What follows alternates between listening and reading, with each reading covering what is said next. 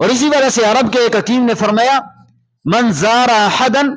फलम यज़ुक़ इंदहु शैयन फकअन्नमा ज़ारा मय्यतन, कि कोई बंदा किसी के घर में जाता है, किसी की जियारत करता है और उसके घर में कुछ चखता नहीं है,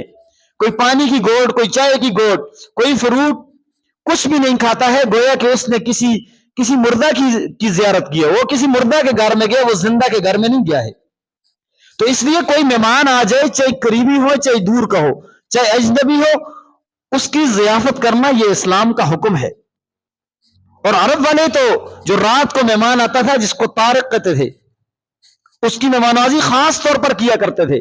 अगर कोई बंदा रात को आ जाए, उसकी मेहमानवाजी न करते तो अरब वाले उसकी हिज में अशार कहते थे, उसको बुरा भला कहते थे